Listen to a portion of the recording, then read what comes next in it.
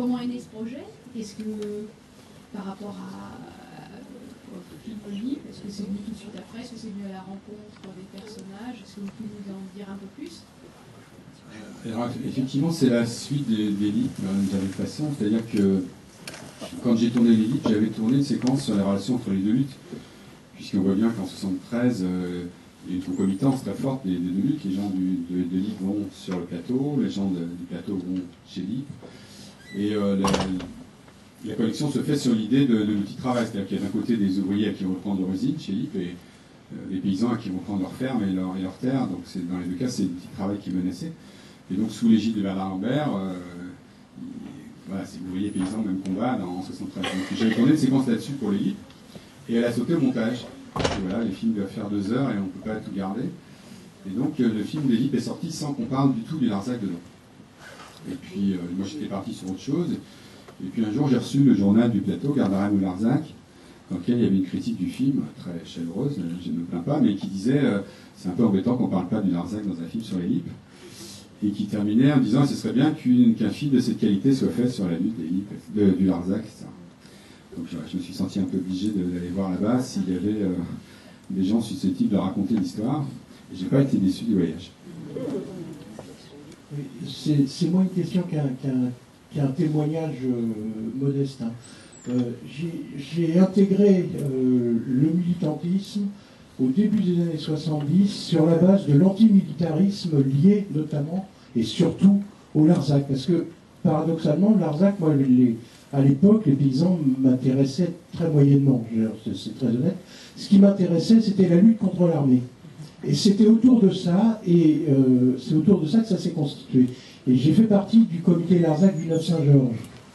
Et à cette époque, les comités Larzac, notamment sur le Val-de-Marne et sur l'Île-de-France, c'était pas la sauvegarde des terres agricoles, hein.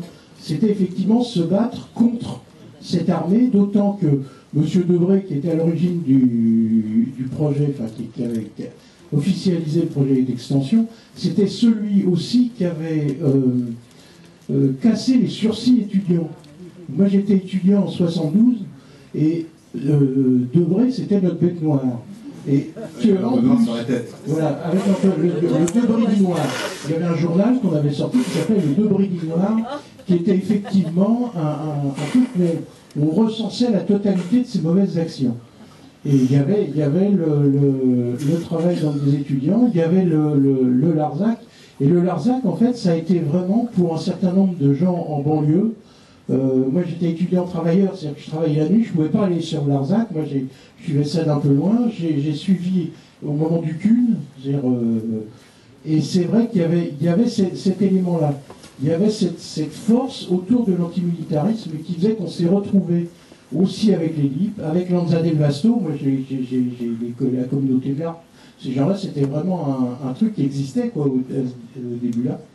Et à l'époque, j'ai le souvenir qu'on avait quand même l'impression, notamment sur la région parisienne, d'être un peu minoritaire. C'est-à-dire que quand on faisait des manifs, la manif de 78, par exemple, ça a été magnifique. Moi, j'étais au service d'ordre de queue à la manif de 78. Hein. C'était magnifique parce qu'on avait l'impression, enfin, que ce qu'on racontait de façon très minoritaire, le marché du Neuf-Saint-Georges en 73 ou 74, quand on dit fait pour Larzac, on n'était pas très nombreux à savoir comparer. Hein.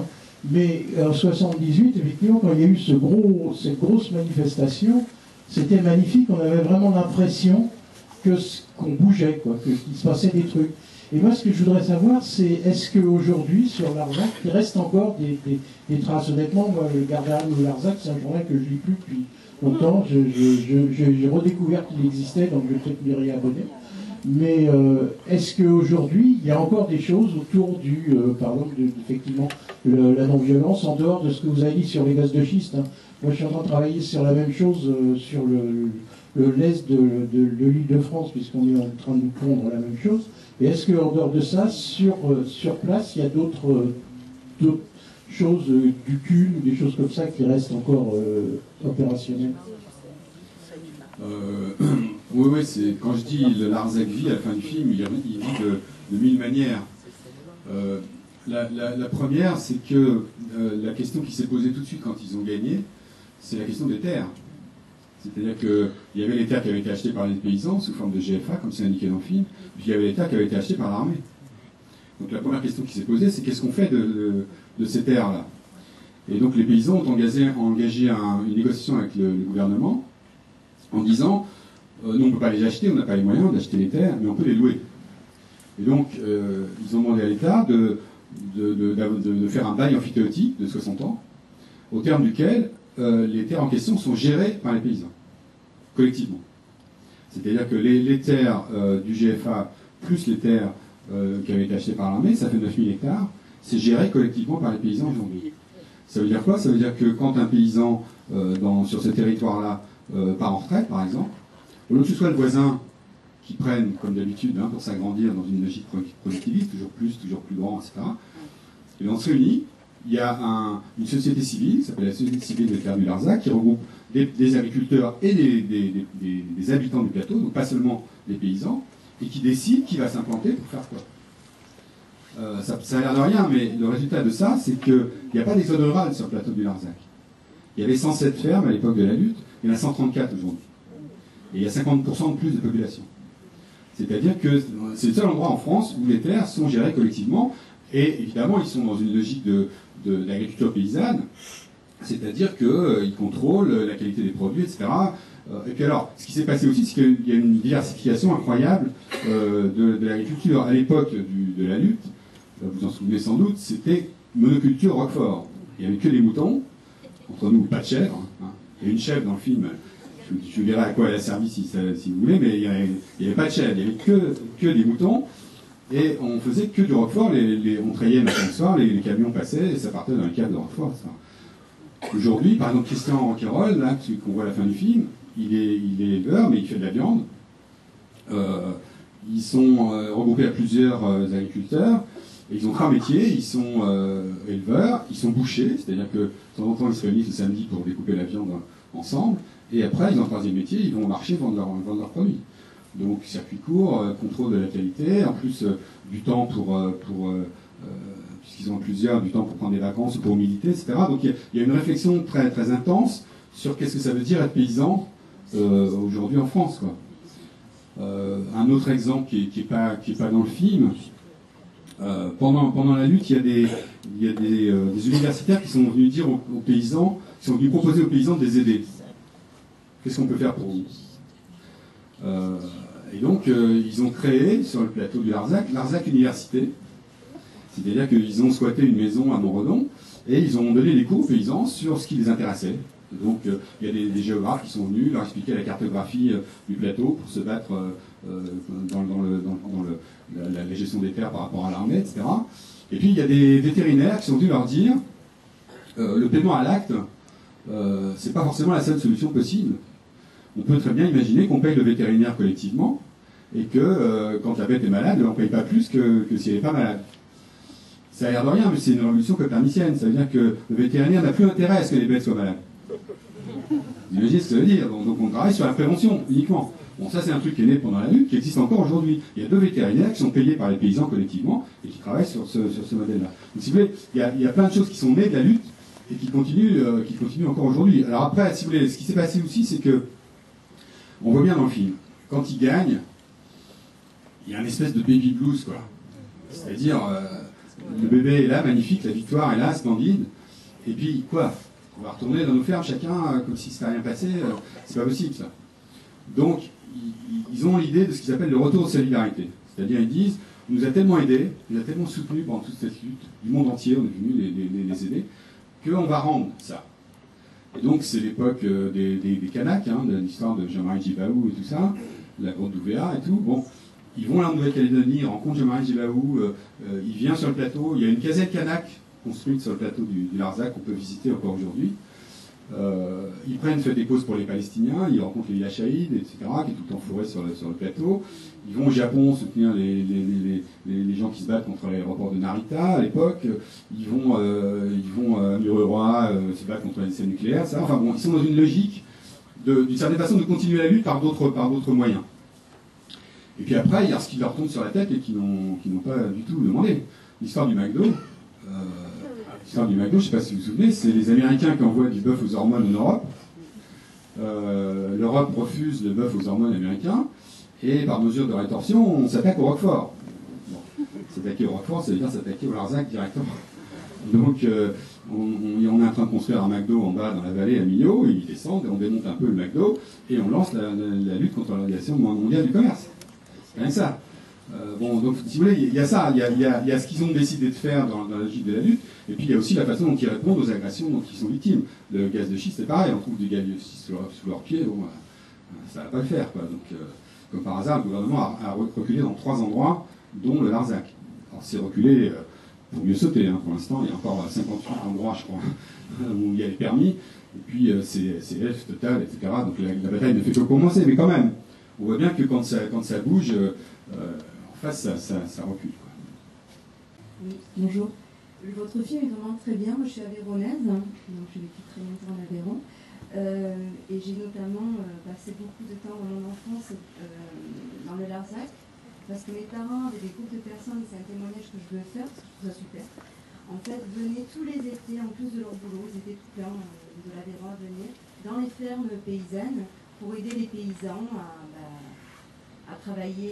Donc c'était sur leur temps de vacances, après le travail. Mais je trouve que c'était une très belle épopée, en fait. Ça a été en fait des gens qui ont été très présents, ils ne sont pas installés, mais qui ont été là très fortement. C'est vrai que souvent c'est une question qui vient quand les gens du film m'accompagnent dans les débats. Souvent on leur demande mais comment vous avez fait pendant la lutte pour faire fonctionner vos fermes et tout ça. Alors bon, d'abord ils disent que c'était pas si facile que ça. En même temps, c'est saisonnier, hein, les brebis, il y a les périodes d'agnellage où on ne faisait pas de manif, et puis voilà. Bon.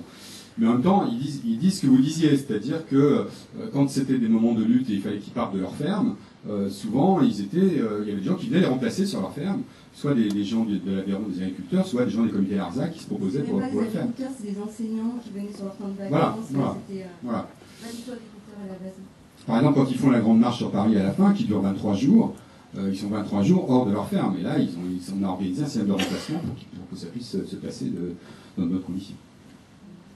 C'est une question qui se pose, c'est est-ce que justement ça se transmet bien entre générations? C'est-à-dire qu'on pourrait dire que c'est une génération qui mène cette lutte qui continue à l'entreprise, mais comment ça se transmet à d'autres générations qui viennent?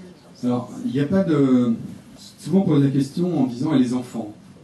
Est-ce qu'ils sont pareils, est-ce qu'ils ont fait la même chose, etc.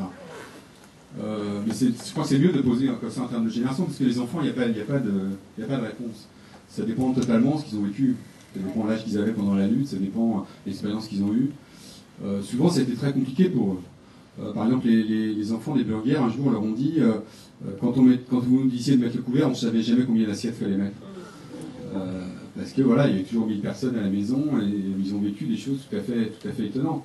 Après, sur la question des générations, ils ont eu assez vite le souci de la transmission. Par exemple, quand la négociation dont je parlais tout à l'heure, quand ils sont allés discuter avec l'État de qu'est-ce qu'on va faire des terres, c'est Guy Tarlier qui a mené la discussion. Il a emmené José avec lui. José Bové, à l'époque, c'était un gamin. Et il avait, pendant la lutte, il est rien. Hein, il est juste un petit soldat. Il fait où on lui dit de faire, des fois plus que ce qu'on lui dit de faire, parce qu'il aime bien la bagarre, mais voilà, il ne participe pas au débat, il n'est pas du tout leader. Mais il va se faire repérer par Tarlier, et c'est Tarlier qui va lui mettre le pied à l'étrier. Et quand Tarlier va décéder d'une maladie, José va devenir le leader de la lutte, mais ça va se faire comme ça, de façon assez délibérée. Et puis après, bon, si vous voulez, il y a des gens qui sont dans la logique de leurs parents, qui font pareil, il y en a d'autres qui pensent que c'est des histoires de vieux cons et qu'il faut passer à autre chose. Il y a aussi des enfants qui sont partis et les petits-enfants reviennent. Bon, si vous voulez, il y a tous les cas de figure. Ce qui est sûr, c'est que c'est un endroit extrêmement vivant aujourd'hui. Et que, par exemple, la société civile dont je parlais tout à l'heure, qui gère les terres, il n'y a plus que 10% d'historique de la lutte dedans. C'est d'autres qui ont pris le flambeau, quoi. Et comme ils ont le souci... Parce que ce que j'ai oublié de dire tout à l'heure, c'est que dans la gestion des terres, là, quand ils attribuent une terre à un paysan, c'est des baux de carrière. C'est-à-dire que c'est pendant la carrière. À la retraite, ils doivent s'en aller. Donc on met un jeune à la place. Donc l'idée, c'est vraiment de gérer collectivement la terre comme un outil de travail, et non pas comme un truc lié à la possession, quoi. Donc c'est une façon différente de penser le rapport à la Terre, effectivement. Moi j'ai ressenti dans le film beaucoup d'émotions. Tout au long du film, quand les protagonistes parlent, on sent qu'ils ont des tremblements dans la voix. On le voit bien à la fin quand ils parlent de la manifestation à Paris. Et moi j'ai ressenti depuis le début du film, pourtant c'est quand même assez ancien, et j'ai senti beaucoup d'émotions. Alors est-ce que pendant le tournage, vous l'avez ressenti aussi, ou il a fallu faire des coupes, je sais pas. En tout cas, pour moi j'ai ressenti comme ça. Bah, il a fallu faire des coupes, oui. Le film fait 2 heures, et il y avait 100 heures d'interview et 50 heures d'archives. Donc, vous pouvez imaginer le travail colossal que ça a été d'arriver à charcuter tout ça pour faire le récit. Après, c'est vrai que je me suis aperçu assez vite que, si vous voulez, mais c'était le pari du film, hein, c'était le pari du fonctionnement que j'avais avec eux, c'est qu'ils étaient acteurs aux 2 sens du terme. C'est-à-dire qu'ils ont été acteurs de la lutte, et ils sont acteurs du film. C'est-à-dire qu'ils revivent dans le récit les émotions qu'ils ont eues à l'époque où le récit produit un espèce de retour en arrière de la mémoire, mais aussi du fantasme, du rapport à la chose qui s'est produite, qui fait que l'émotion vient. Mais c'est vrai que c'était possible aussi parce que j'ai installé un dispositif qui permettait ça. C'est-à-dire que vous avez vu que j'ai fait le choix qui ne se rencontre jamais devant ma caméra. Il n'y a que les burgers, parce que c'est un couple. Vous avez vu que peu à peu, si vous avez été un peu attentif, on s'aperçoit qu'ils sont sur le même fond. Et puis si on ne s'est pas aperçu de ça, à un moment, il y a une réaction de Pierre à ce que dit Marisette. Et puis si on ne s'est pas encore aperçu, à la fin, il y a un panneau qui passe de l'un à l'autre et on voit qu'ils ont été interviewés au même endroit. Mais sinon, tous les autres ont été interviewés seuls, parce que mon idée, c'était qu'on pouvait atteindre l'apparence du naturel, je dis bien l'apparence du naturel, dans une relation, individuelle à moi, quoi. C'est-à-dire qu'il me raconte l'histoire à moi pour que l'émotion puisse surgir. S'il y avait eu des témoins, s'il y avait eu des gens autour, ça n'aurait pas marché comme ça. Donc l'idée, c'était que c'est dans la force du récit qui me font à moi que peuvent naître des choses comme ça. Puis après, il y a 2 dispositifs de tournage. C'est-à-dire qu'il y a un dispositif où ils sont assis sur un fond flou. Et là, si vous voulez, ils ont eu des journées entières d'interviews. Ils ont l'air de raconter comme ça, comme si c'était devant chez eux, c'est du travail. Ils répondent à des questions que je leur pose, évidemment. C'est-à-dire que j'ai un questionnaire extrêmement élaboré pour obtenir des choses. Et si vous voulez, ce que je veux obtenir, c'est à la fois du récit, mais c'est aussi de l'émotion. Et je sais très bien qu'au bout d'un moment, après une longue journée d'interview, les choses lâchent, et les choses peuvent surgir, qui sont de cet ordre-là. Et puis après, le deuxième dispositif, c'est que je les ai emmenés chacun dans tous les lieux, un par un. Et là aussi, l'idée c'était qu'ils allaient appuyer leur regard sur des pierres, sur des choses concrètes, où ont eu lieu les choses, et que les gens vont ressurgir, une situation, etc. Quand ils arrivent dans la maison qui a explosé, là, tous ils sont comme ça. Alors que, elle est toute neuve, la maison, elle va bien et tout, mais on voit bien qu'ils revivent immédiatement la situation qu'ils ont vécue cette nuit-là. Donc il y avait ce pari-là aussi, que le fait de les emmener dans les lieux allait aussi pouvoir produire une émotion qui est une émotion cinématographique, pour moi. C'est-à-dire qu'eux, ils ont une vraie émotion, mais l'idée, c'est de vous la transmettre. C'est-à-dire que c'est dans ce qu'ils vivent eux, et par l'empathie que j'essaie d'installer avec eux, que vous pouvez vous-même être ému en même temps qu'eux. Mais tout est faux, hein. Tout est faux. C'est-à-dire que, si vous voulez, on est dans le travail documentaire, mais pas dans une situation réelle. Hein. Comme je voulais qu'il soit beau. Et donc, pour qu'il soit beau, je voulais qu'il soit moins éclairé que le fond, plus éclairé que le fond plutôt. Je voulais que le fond soit flou, qu'on ne soit pas gêné derrière par des choses trop concrètes. Je voulais être très près d'eux. Donc ça supposait qu'il y ait une caméra absolument immense, une espèce d'usine à gaz qui était devant eux, avec une assistante qui faisait le point, qui avait la tête cachée sous un borgnole pour regarder un écran. Je voulais pas que le soleil soit trop violent sur le visage, donc ils étaient enfermés dans une espèce de cabane de toile, de réflecteurs qui brisaient les rayons du soleil. Il y avait un borgnole par terre pour qu'il n'y ait pas le reflet de l'herbe sous le menton, etc. Bon, il y a un dispositif qu'on n'imagine pas, qui est extrêmement lourd. On a l'impression qu'ils sont là juste devant chez eux, je raconte une histoire. Bon, c'est pas ça, c'est des heures de boulot, c'est du travail, encore une fois, pour obtenir l'apparence naturel, et faire surgir effectivement du cinéma. Parce que mon idée c'était qu'on allait s'asseoir là et on prend pour 2 heures, s'embarquer avec les personnages comme si c'était de la fiction, quoi. Mais ça c'est un long Je suis travail. complètement incapable d'avoir une réaction au film, si ce n'est celle que vous venez d'expliquer, c'est que les acteurs, si on peut dire acteurs, ne ressemblent pas du tout aux paysans que je connaisse. Je suis issue du monde paysan et j'étais un petit peu étonnée de les voir aussi bien maquillés, aussi bien coiffés, parce que quand ça chauffe au cul d'une vache, en général, on n'a pas cette tête-là. Mais justement, je me demandais par rapport à cette connaissance du monde paysan que j'ai eu quand j'étais petite, je ne voyais pas du tout les gens de chez moi réagir par rapport à une agression de cette façon-là et accepter l'aide extérieure. Si vous voulez, pour moi, les gens qui sont arrivés de mai 68 ou issus de mai 68 auraient été jetés à la porte dans la campagne que je connaissais. Et je suis extrêmement étonnée de voir de la façon dont ils les ont acceptés, et je trouve que c'est une grandeur d'esprit qu'ils ont depuis bien sûr développée, mais qui n'étaient pas supposés avoir au départ. Donc comment est-ce que vous avez des explications à me donner à ce niveau-là? Non, d'abord, Est-ce que ça aurait marché dans un autre endroit? ça fait beaucoup de questions. Je vais essayer de prendre dans l'ordre. Sur la façon dont ils sont habillés, d'abord les paysans aujourd'hui ils s'habillent. Bon, ils ne sont pas tous déguisés en paysans non plus. D'autre part, la plupart d'entre eux sont en retraite. Effectivement, Marisette, il y a longtemps qu'elle n'a pas trait une brebis, c'est clair. Et si vous avez bien regardé le pantalon de Léon, il est bien dégueulasse. Pardon? Ouais, non mais si vous voulez, moi je ne demande pas aux gens de se déguiser pour venir devant... Non mais attendez, je vous explique, je vous réponds. Je ne demande pas aux gens de se déguiser pour venir devant ma caméra, donc ils viennent habillés comme ils veulent. Je ne peux pas leur dire, tiens, si tu mettais une casquette, ça ferait plus paysan, etc. Ils sont comme ça dans la vie, ils viennent comme ça aujourd'hui. Bon. Et puis encore une fois, bon, les paysans ont changé par rapport à l'image traditionnelle du plouc dans sa sabot avec de la merde.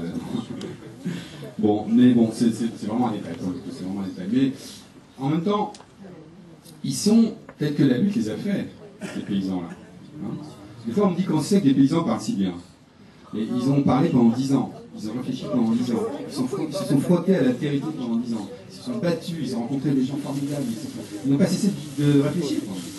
Donc 10 ans, c'est une université formidable. Hein. Donc si vous voulez, ils sont aujourd'hui le résultat de ça. Même physiquement, de certaines façons. Hein. C'est-à-dire que... alors après, sur leur ouverture d'esprit, je vais vous dire, leur première action, quand ils ont appris qu'ils allaient se faire virer de leur ferme, ils sont tous chasseurs. Il y a un fusil dans chaque maison, ça à moi. Leur première action, c'était de dire, si on vient nous virer, il y aura des morts, mais on ne sera pas les seuls. Ça a été ça. Hein. Imaginez, il y a 2 catégories de paysans sur le plateau. Il y a les très anciens qui sont là depuis toujours, qui sont un peu archaïques effectivement, qui travaillent à la main, etc. Mais ça fait des générations qui sont là. Hein, ils ne savent même plus depuis quand ils sont là depuis toute éternité. Ces gens-là, on va leur dire, barrez-vous de votre ferme, tirez-vous. Vous n'êtes plus d'ici, vous n'existez pas à cet endroit-là. Et puis il y a ceux qui sont là depuis peu, mais qui ont créé des entreprises qui fonctionnent très bien. Comme Tarlier, comme les burgers, etc. Et ceux-là, on vient leur dire, tout ce que vous venez de créer là, c'est de la merde, on ne veut plus le savoir, barrez-vous. Donc si vous voulez, dans les 2 cas, c'est insupportable. Dans les 2 cas, ils ne peuvent pas l'admettre. Donc, ils disent non. Ils disent non au début, plutôt dans l'idée de la violence. Alors après, il se trouve que en 72, les Mao viennent, l'été 72, des Mao viennent et les engagent à la violence. Ils leur disent, si on allait tuer un militaire devant le camp, ou si on faisait sauter le viaduc, etc. Et là, bon, à la fois Marisette a dit, on les aurait pas suivis jusqu'au bout du monde, mais ça faisait réfléchir. Et en même temps, bon, il voit bien que c'est peut-être pas ça non plus la solution. Et je vous rappelle que la première réaction de Marisette dans le film, c'est de dire, il y a l'autoroute, enfin il y a la route nationale entre nous, c'est de l'autre côté, je suis pas touché. Mais c'est sa première action. C'est sa première action. C'est-à-dire que, encore une fois, ce qui est intéressant dans cette histoire, c'est le trajet qu'ils vont faire. Ils partent de là où vous dites. Ils partent d'un espèce d'obscurantisme. Hein. Ils n'ont jamais bougé de leur vie. Ils ne savent pas ce que c'est que la lutte, ils ne savent pas ce que c'est que militer, ils n'ont aucune pratique, ils n'ont aucune expérience, ils vont tout apprendre peu à peu. Alors, après, c'est vrai qu'ils vont avoir l'idée qu'ils ne vont pas y arriver tous ensemble. Enfin, ils ne vont pas y arriver seuls. Alors d'abord, il y a quand même cette histoire de Lanza del Vasto qui est assez étonnante. C'est-à-dire qu'ils sont partis dans les îles de la violence, et puis il y a cette espèce d'improbable personnage qui vient avec son truc bleu, sa grande barbe, et qui leur dit « Je ne vais pas manger pendant 15 jours pour vous ». Ils ont Aveyronais, déjà pas manger pendant 15 jours, c'est déjà une idée stupide. Et en plus, qu'est-ce que ça va faire? Enfin, en quoi ça va jouer sur le schmilblick? Bon. En même temps, il a une croix autour du cou, ce Lanza del Vasto. Et ils sont tous catholiques, apostoliques et romains. Donc voilà, on va l'écouter. Et en plus, il se trouve que pendant le jeûne en question, l'évêque de Montpellier et l'évêque de Rodez viennent jeûner avec Lanza del Vasto. Donc ça donne une espèce d'aura comme ça, de respectabilité à Lanza. Donc on l'écoute. Et Lanza, il leur explique que de toute façon, avec leur pétoire, ils n'ont aucune chance contre l'armée, qu'il faut trouver d'autres solutions. Et les solutions qu'il leur propose, c'est la non-violence, précisément. C'est-à-dire l'action collective de masse dans laquelle on annonce ce qu'on va faire et qu'on fait collectivement, etc. Bon. Et alors, dans le même mouvement où ils disent « notre action sera non-violente », ils signent le serment des 103, où ils disent « jamais on nous prendra notre terre, quelle que soit la façon dont on s'y prend ». C'est super dur, enfin, c'est une position extrêmement forte. Donc il dit à la fois, on va se battre de façon non violente, mais on va se battre. Alors bon, ce ne sera pas les 103 comme un seul homme. Hein. Par exemple, les gens de la cavalerie qui sont au cœur du camp et qui sont une grande proximité avec les commerçants de la cavalerie qui, eux, s'entourent le camp. Les gamins à l'école se font embêter, etc. Ils ont une situation assez vite intenable et ils vont lâcher assez vite. Donc, si vous voulez, le noyau dur des paysans, ce sera 20-30 personnes. Mais du moment que les autres ont signé, on est en Aveyron, hein. Les paysans qui signent un truc, voilà, il jamais reviendra là-dessus. Donc il n'y a pas de souci, ils sont là. Hein. Même s'ils ne bougent pas, même s'ils ne viennent pas en manif, on sait qu'ils sont là. Donc c'est ça le point de départ. C'est une espèce de conviction. Bon. Et à partir de cette conviction-là, ils peuvent ouvrir. C'est un peu ça la clé, si vous voulez. Et alors, en plus, ils le font de façon très concrète, puisque le point de départ, c'est la bergerie de la Blaquière. On n'a pas le droit de construire, on n'a plus le droit de rien construire sur le plateau. Hein, tous les permis sont voilà, on n'a plus le droit de construire. Ils disent on va construire quand même, mais il nous faut du monde. Donc ils font appel à l'aide. Et là, ils voient arriver effectivement toute la génération de 68, les hippies, les chevelus, les Mao, les gauchistes, tous ces gens qui arrivent en grand nombre. Qui sont habillés n'importe comment, qui fument des cigarettes qui font rire, qui couchent entre eux. Et qui se moquent peut-être un peu de Larzac, qui vont faire des choses. Mais non, moi j'y étais. Attendez, laissez-moi finir. Il y a tous ces gens-là qui arrivent, qui sont effectivement pour eux des martiens. Bon, effectivement, qui veulent, par exemple, autogérer le chantier. Hein, personne, il n'y aura pas de chef sur un chantier. Bon. Donc voilà, donc c'est des discussions, des débats sans fin. Et donc, imagine le père Guiraud, vous voyez, avec sa casquette, là, le père Guiraud, qui vient là, qui voit ces espèces de zombies, il ne comprend rien, mais en même temps, elle monte sa bergerie, à lui. C'est-à-dire, au bout de 2 ans, quand il voit le résultat, ça fait réfléchir. C'est-à-dire qu'on est bien obligé de l'enberger. C'est-à-dire que ces espèces de voyous hirsutes, etc., ils l'ont construite, sa bergerie. Elle est là. Même si ça s'est passé dans des contradictions, dans des affrontements, dans des choses qu'on ne comprenait pas, et dans des dérapages et tout ça. Mais au moins, elle est là. Du coup, elle est là, l'ouverture d'esprit aussi. C'est qu'ils voient bien que ces jeunes, dans lesquels il y a peut-être, comme vous dites, des gens qu'on n'a rien à foutre, je ne sais pas quoi, mais il y a aussi plein qui viennent juste pour les aider. C'est ça qui les touche. Quand en 73, ils décident de faire le rassemblement, qu'ils voient arriver 50 000 personnes, imaginez, 50 000 personnes, vous faites appel, et 50 000 personnes qui arrivent dans votre jardin en disant « je suis d'accord avec vous, je vais vous soutenir ». Bon, ouais, voilà, donc c'est quand même très très fort. Et alors en même temps, c'est bon, monsieur disait tout à l'heure, Villeneuve-Saint-Georges, c'était des antimilitaristes. Il y avait de tout dans les comités Larzac. Il y avait de tout. Il y avait des gens qui étaient absolument, effectivement, antimilitaristes, etc. Il y avait aussi des gens qui étaient favorables à la lutte armée, à l'époque. C'est l'époque des guerrières d'Amérique latine. Che Guevara, Camille de Torres, la victoire au bout du fusil. Bon, il y a des gens qui viennent sur Larzac pour dire il faut une armée du peuple contre l'armée de la bourgeoisie. Bon, donc si vous voulez, il faut imaginer les discussions des débats dans lesquels vont se trouver embarqués les paysans. C'est-à-dire que ça va être une espèce de forum ininterrompu sur toutes ces questions-là, jusqu'à ce que peu à peu, comment dire, il faut imaginer, ils viennent tous les mois, les comités Larzac. Tous les mois. Vous voyez ce que ça veut dire, pendant 10 ans. Ceux qui viennent de Paris, c'est 12 heures de bagnole. Il n'y a pas l'autoroute à l'époque. Hein. Donc c'est. Il y avait beaucoup de cheminots qui descendaient. Il y avait des cheminots qui descendaient, bon. Non, mais ce que je veux dire, c'est qu'au bout d'un moment, tous les préjugés, toutes les certitudes, tous les dogmes et tout ça se casse la figure.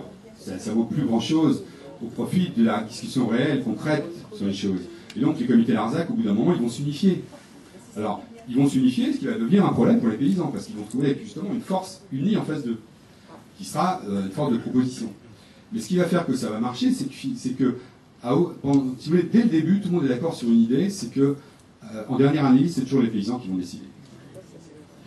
Du coup, toutes les idées sont possibles, y compris les plus farfelues. On peut laisser tout le monde parler. Si l'idée est bonne, on la prend, si elle est mauvaise, on la repousse. Donc c'est ça qui se produit. C'est une espèce de débauche d'intelligence, d'imagination, qui va faire que la lutte va pouvoir rebondir à chaque fois, parce qu'on aura toujours une idée nouvelle.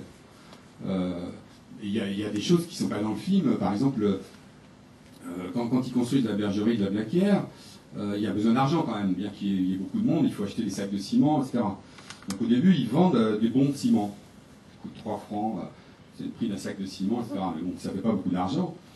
Et donc à un moment, il y a un comité d'Orléans, je crois, qui était dirigé par les non-violents, qui leur dit, il y a une action qu'on peut faire, c'est que quand on paye ses impôts, il y a 20% qui va au budget militaire. Enfin, c'était ça à l'époque. Aujourd'hui, je ne sais pas si c'est encore le même chiffre, mais enfin, c'était ça à l'époque. Et sur ces 20%-là, il y a 3% qui va à la fabrication d'armes. Donc l'idée, c'était d'envoyer une lettre à son percepteur, en disant, je suis un bon citoyen, je paye mes impôts, mais je suis contre l'extension du camp militaire du Larzac, donc les 3% qui servent à fabriquer les armes, je ne les verse pas aux impôts, je les verse directement aux paysans du Larzac. Et c'était 3% parce que ça permettait de ne pas être poursuivi. Si, non, ça n'a pas évité du tout les poursuites. Justement. Au départ, les impôts ne les recouvraient pas, les 3%. Mais si, ce qui s'est passé. Alors, je vais continuer. Donc l'avantage, c'est que ça avait beaucoup d'argent pour les paysans, parce qu'il y a plusieurs milliers de gens qui ont fait ça. L'autre avantage, c'est que ça foutait une merde noire dans l'administration, parce qu'effectivement, ils ne refusaient pas de payer leurs impôts. Mais quand même, on calculait les 10% sur les 3%. Ils refusaient de payer, évidemment, l'amende. Donc il fallait calculer les 3%, les 10% sur l'amende, etc. Donc ça prenait des mois, mais quand même, ça se terminait par des procès. Il y a des gens qui ont eu des procès parce qu'ils refusaient de payer l'impôt. Et le procès, c'est génial, parce que là, on fait venir le banc et l'arrière-ban des antimilitaristes connus, et on dénonce la connerie de l'extorsion du camp militaire. Donc voilà une idée qui a extrêmement bien fonctionné, qui a rapporté du fric aux paysans, donc qui a permis de faire des actions, qui en même temps, du point de vue de la popularisation de la lutte, était extrêmement populaire. Mais ça, c'est une idée que les paysans n'auraient pas eu eux-mêmes, évidemment. Hein, il fallait que ça vienne de l'extérieur, donc de cette fameuse masse de gens qui sont venus les soutenir. Je voulais vous poser la question, savoir pourquoi vous avez mis une musique qui est totalement bretonne à la fin. Alors, je vais vous dire, je viens de passer 5 jours en Bretagne.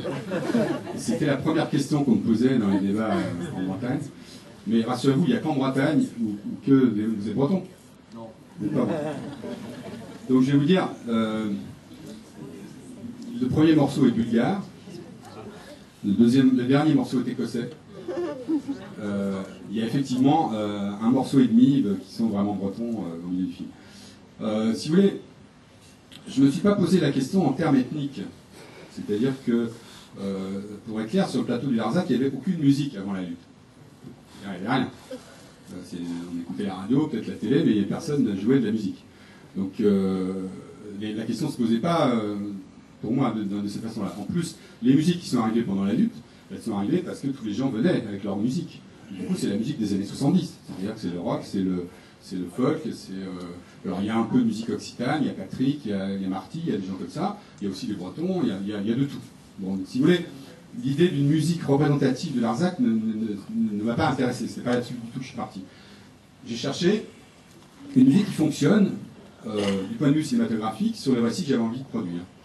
C'est-à-dire Pardon? Je trouve ça très bien. Non, non, mais je me sens pas du tout agressé, je vous explique juste pourquoi j'ai fait le choix. Non, non, ne vous inquiétez pas, il n'y a aucun souci. Et en même temps, bon, si vous voulez, c'est rigolo parce que les Bretons aujourd'hui n'aiment pas qu'on fasse la référence à ça. Mais les bagades, les bagadous, c'est pompé sur les paille-bancs écossais. Lesquels paille-bancs écossais ont été inventés non pas par les Écossais, mais par les Anglais pour aller à la guerre. C'est-à-dire que la cornemuse écossaise, à l'origine, c'est un instrument soliste qu'on jouait dans les châteaux, soit du pibroch, hein, qui était la musique classique de la musique écossaise, soit pour faire danser les demoiselles. Et donc c'est les Anglais qui se sont dit, si on en met plusieurs avec des batteries derrière, ça va le faire pour aller à la guerre. C'est pour ça qu'on trouve des paille-bancs dans toutes les colonies anglaises d'aujourd'hui. Et c'est vrai que le bagad a été calqué un peu là-dessus. On a ajouté les bombardes, simplement. C'est vrai qu'au début, ils marchaient au pas dans les défilés, hein, les bagadous. Donc il y avait quand même un côté comme ça, un peu, on y va, quoi. Donc, si vous voulez, c'est pas tout à fait innocent. Par exemple, l'utilisation de la musique du bagad de Colmanon sur l'affrontement avec le juge, où il y a cette espèce de jeu entre la bombarde et la cornemuse, donc les deux camps qui s'affrontent. Là, c'est vrai que c'est délibéré. Après, il y a une autre raison, si vous voulez, pour laquelle j'avais en tête l'idée de musique celte, c'est que, mais vous avez évoqué ça un peu au début, c'est que, pour moi, c'est un western, cette histoire. Totalement. Pour mille raisons, c'est un western. Le paysage, c'est un paysage de western. L'histoire, c'est une histoire de western, à tous égards. Il y a des pionniers qui arrivent au début, pour faire fructifier le lieu. Après, c'est une histoire de spoliation de terre, c'est des gens qui vont prendre leur terre. Hein, alors voilà, on est du côté de Ford.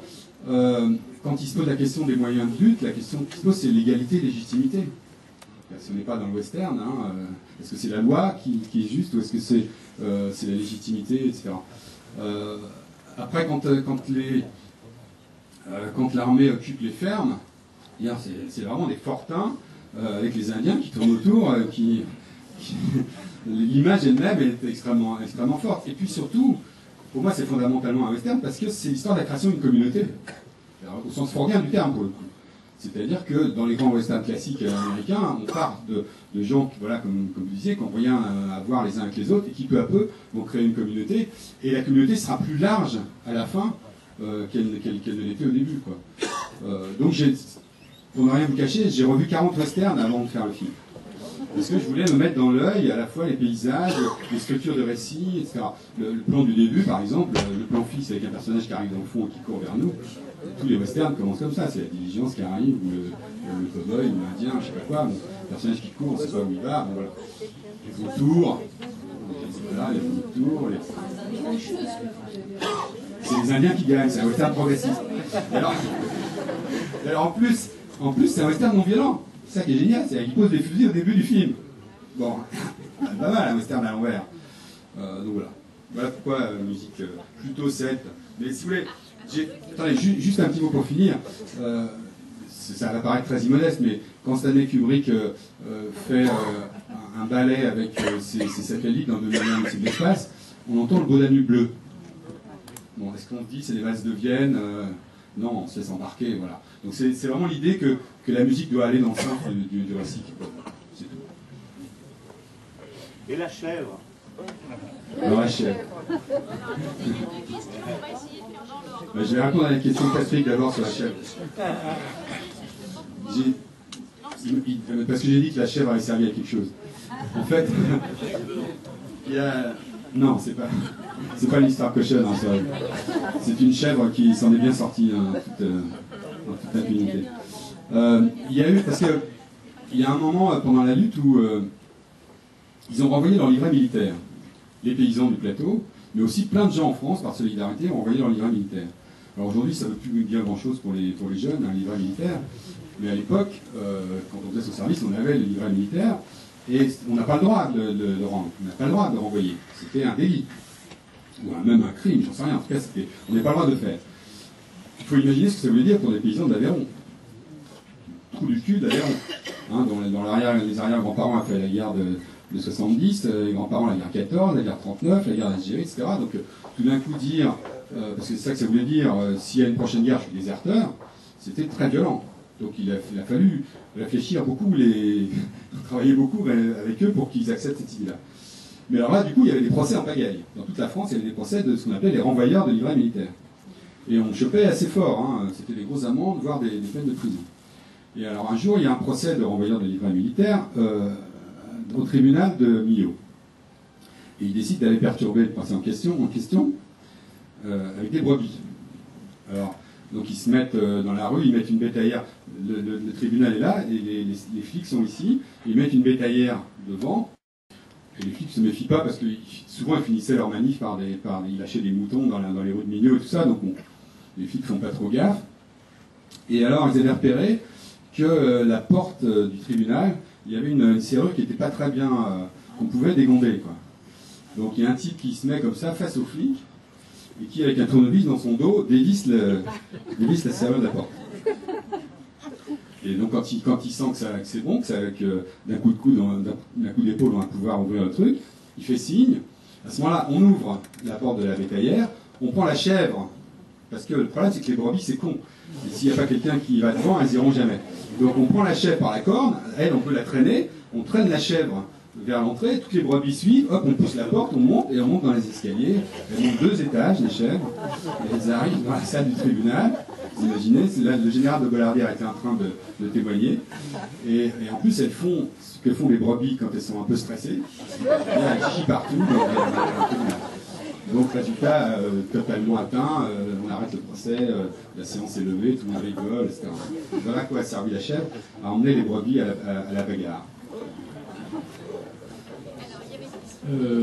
Oui, je voulais juste apporter un petit témoignage concernant le département d'Aveyron, puisque je suis originaire de là-bas et ma famille est éleveur et agriculteur là-bas. Donc à l'époque, je me souviens, quand j'y allais, j'étais adolescent, et ils étaient plutôt de droite là-bas, tout le Nord-Aveyron, Vages, l'Aïeul et tout ça, et ils étaient à fond derrière le mouvement Larzac et tout. Et je me souviens très bien de ça. Et j'étais à l'arrivée de la manif donc à Port d'Orléans. Et effectivement, c'était extrêmement émouvant de voir toutes ces personnes dans un silence. Mais il y avait quand même des applaudissements, ça crépitait d'applaudissements. Et en fait, je voulais juste avoir, c'est un peu anecdotique, mais le général de la Bollardière, d'ailleurs, je me souviens, mon oncle là-bas qui disait le général de la Bollardière soutient le mouvement, donc ce qui prouve que c'est quand même bien, etc. C'est un général. Bon. Et à l'arrivée donc de la manif, je voulais savoir qu'est-ce qui s'est passé. Alors en fait, l'itinéraire a été changé au dernier moment. Il devait aller où à l'origine? Et voilà, parce que on voit pas, non, dans le film, on ne peut pas tout montrer évidemment. Et donc de voir l'arrivée avec la foule gigantesque qu'il y avait à ce moment-là, on ne le voit pas vraiment. On voit surtout des gaz lacrymogènes. Et là, je ne sais pas qu'est-ce qui s'est passé exactement. Oui, il s'est passé ce qui se passe dans des manifs dont on veut faire pourrir la fin. C'est-à-dire qu'effectivement, ils voulaient entrer dans Paris, et au dernier moment, on leur interdit d'entrer dans Paris. Pardon ? Attendez, je ne sais pas exactement. Enfin, ils arrivaient vers la porte d'Orléans, ils voulaient rentrer dans Paris. Et à ce moment, on leur dit non, c'est le boulevard périphérique. Donc ils partent vers Charletti, et là, Charletti, un rideau de CRS et les grenades lacrymogènes, c'est-à-dire qu'ils sont pris en sandwich. C'est le piège, quoi. C'est le piège caractéristique, hein, bien connu. Donc au bout d'un moment, ils vont réussir à passer, puisqu'après on voit des images où ils sont vers la poterne des Peupliers, par là, ils sont un peu plus loin. Mais il y a eu un vrai sac de nœuds à ce moment-là, avec tout le cortège aussi de provocations policières. C'est-à-dire que, par exemple, c'est pas raconté dans le film, mais l'un des personnages du film voit un ami d'enfance, à lui, descendre d'un car de flics avec un brassard de la LCR et des cocktails Molotov, quoi.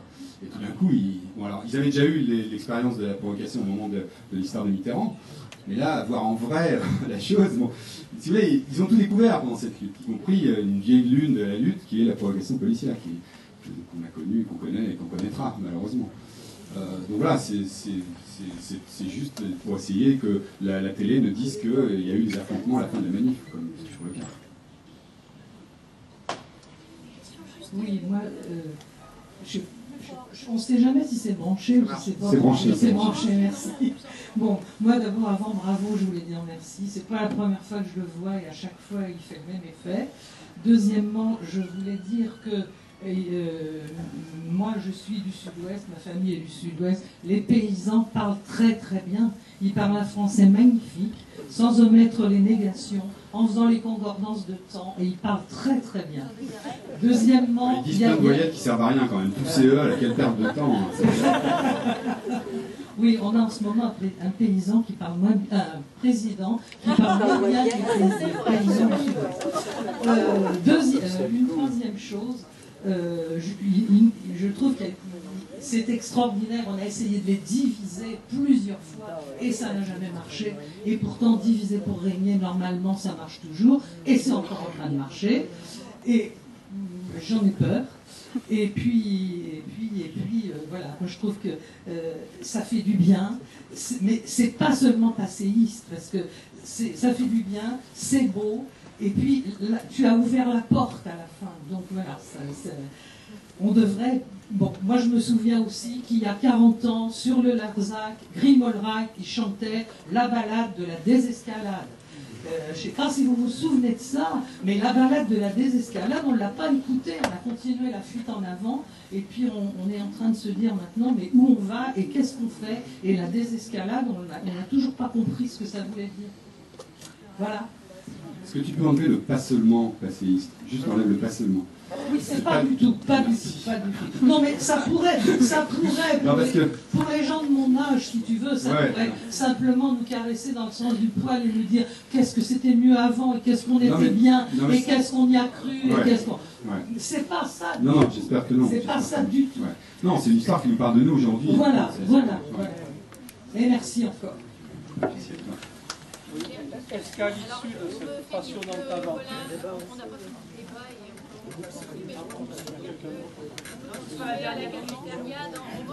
oui, s'il vous plaît. Alors, est-ce qu'à l'issue de cette passionnante aventure de lutte, est-ce que les commerçants du village de la cavalerie se sont sentis enfin soulagés, puisqu'il est noté qu'ils étaient quelque peu inquiets de voir le refus des paysans de cette région s'opposer à l'extension peut-être de leur future richesse.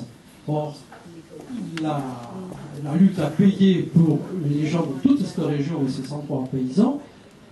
Qu'est-il devenu? J'espère qu'ils n'ont pas perdu leur fonds de commerce. Bon, vous savez, si on avait agrandi le camp, ça aurait créé quelques emplois dans les bistrots en plus, c'est vrai, mais pas beaucoup plus. Enfin, bon, c'était une histoire typique, c'est une histoire de création d'emplois à l'époque, c'est vrai. Alors ce qui est rigolo, c'est que la question qui va se poser maintenant, c'est que faire des 3000 hectares, parce qu'il est probable qu'on va fermer le camp en 2014. Ce qui prouve bien qu'il n'y avait pas besoin de l'agrandir tant que ça à l'époque. Mais alors, c'est terrible parce qu'il y a déjà des appétits. Vous imaginez, 3000 hectares, c'est énorme. Donc il y a déjà des promoteurs qui sont sur le coup. Ils ont échappé pour l'instant à un golf, mais il y a des projets pharaoniques de tourisme de luxe, etc. Donc ça cogite fort sur le plateau du Larzac pour essayer de faire des propositions alternatives, notamment un collège, des choses comme ça. Le problème, c'est que c'est une poudrière, ces 3000 hectares. Ça fait 100 ans qu'on tire au canon là-dedans. C'est n'importe quoi. Donc José a une idée, je sais pas, qui est assez rigolote, je ne sais pas si ça pourrait être en pratique, mais il dit que, enfin, il proposerait que sous l'égide de l'ONU, on crée une école internationale de déminage. C'est rigolo, je ne sais pas si ça aura lieu, mais... Bon, en tout cas, si vous voulez, la question de la cavalerie est résolue depuis longtemps, mais c'est vrai que les inimitiés, en revanche, ont duré très longtemps, parce que c'était très profond, très violent. Il y avait, alors je peux vous dire une anecdote à ce propos-là, parce que j'aime beaucoup, le maire de la cavalerie avait créé une espèce d'association pour la loi et l'ordre, je sais pas quoi, enfin c'était un truc comme ça, enfin, ça sentait un peu le facho, quoi. Et alors ils avaient tiré un tract pour dénoncer les gauchistes, où ils disaient tous ces gauchistes qui se piquent, qui font de la musique, qui boivent, etc., et qui font l'amour sur les tombes du cimetière de Saint-Martin. Et du coup, Guy Tarlier avait dit, s'ils font l'amour sur les tombes du cimetière de Saint-Martin, je vais être enterré à Saint-Martin. Donc maintenant, Marisette vient, là, c'est dans le cimetière de Saint-Martin. Guy Tarlier est enterré là. Bon, vous voulez voir le truc? Oui. J'ai apporté pour vous, hein.